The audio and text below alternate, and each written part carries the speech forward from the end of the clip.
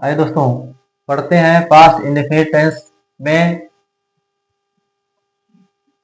Negative sentence के बारे में।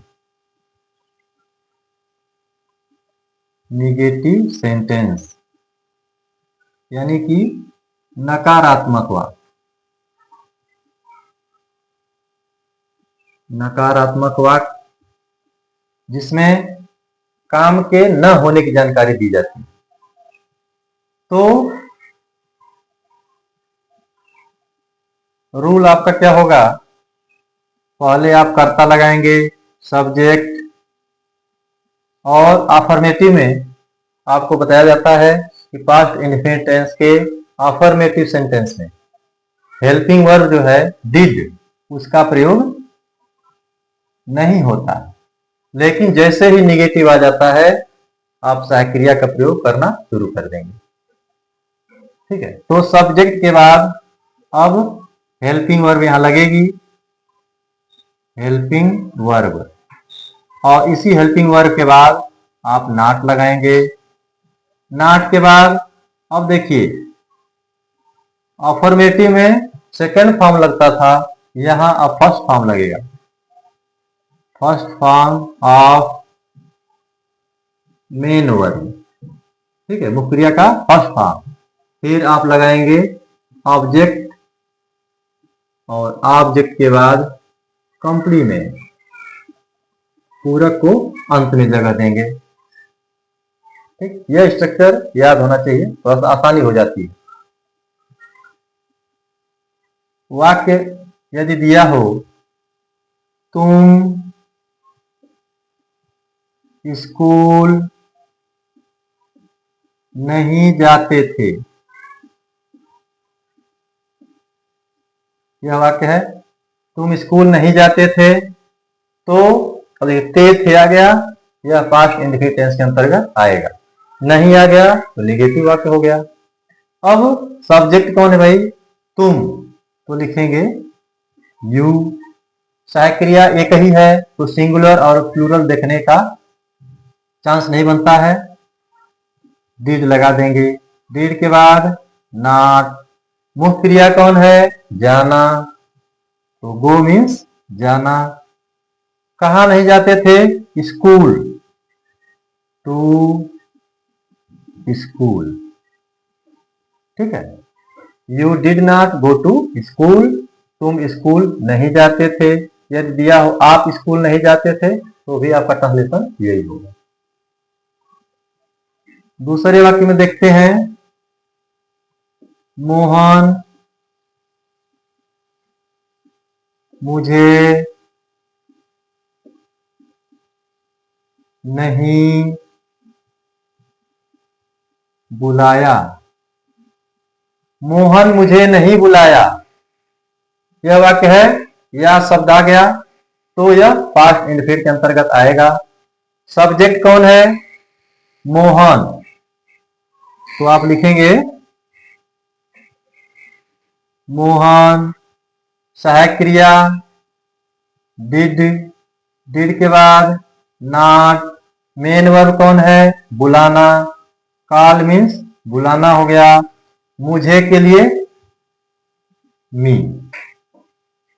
Mohan did not call me, यह आपका अंग्रेजी ट्रांसलेशन हो गया।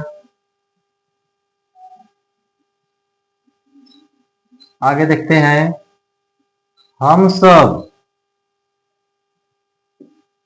उसकी सहायता नहीं करते थे।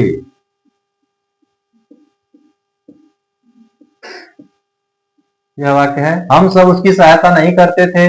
वाक्य अंत में आ गया थे, तो पास्ट इंडेफिनिट टेंस के अंतर्गत आएगा। अब सब्जेक्ट कौन है? हम सब, तो हम सब के लिए वी, हम सब के लिए वी लगाएंगे आप। अब सहायक क्रिया डिड, और डिड के बाद not. We did not. Main verb कौन है? मेन वर्ब आप देखेंगे सहायता करना, तो हेल्प मीन्स सहायता करना।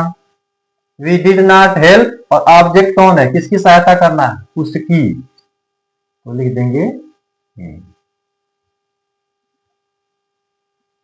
कभी कभी एक अपवाद भी होता है, अपवाद वह नहीं है, लगता है। यदि वाक्य में कभी नहीं आ जाए, जैसे वह तुम्हें कभी नहीं बुलाता था, वह तुम्हें कभी नहीं बुलाता था, देखिए ता था आ गया मुख्य क्रिया के अंत में, नहीं भी आ गया, लेकिन वह कभी नहीं है। अब थोड़ा सा अलग इनका ट्रांजेक्शन होगा। सब्जेक्ट कौन है, वह, तो वह के लिए ही।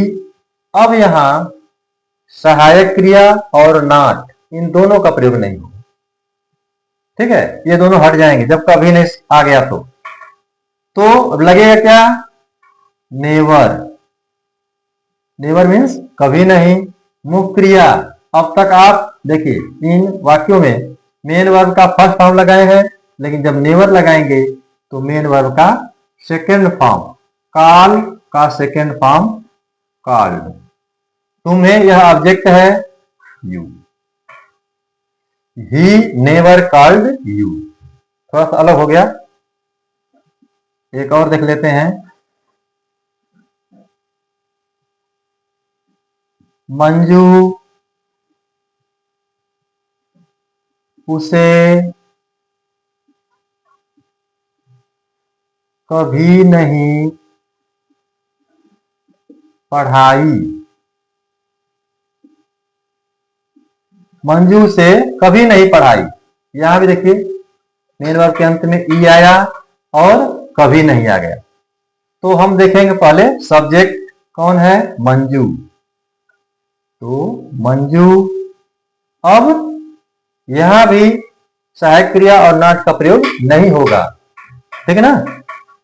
आप कभी नहीं के लिए लगाएंगे never, Manju never, main verb पढ़ाना, टीच मीन्स पढ़ाना, अब उसका सेकंड फॉर्म लगेगा नेवर के साथ, तो टीच का सेकंड फॉर्म टॉट,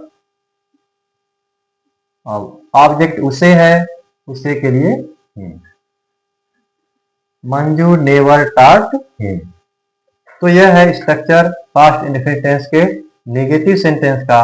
और जब आप स्ट्रक्चर को याद रखेंगे तो आपको ट्रांसलेशन करने में बहुत आसानी होगी और यू कैन स्पीक फ्लुएंटली, ठीक है। तो वीडियो देखने के लिए धन्यवाद।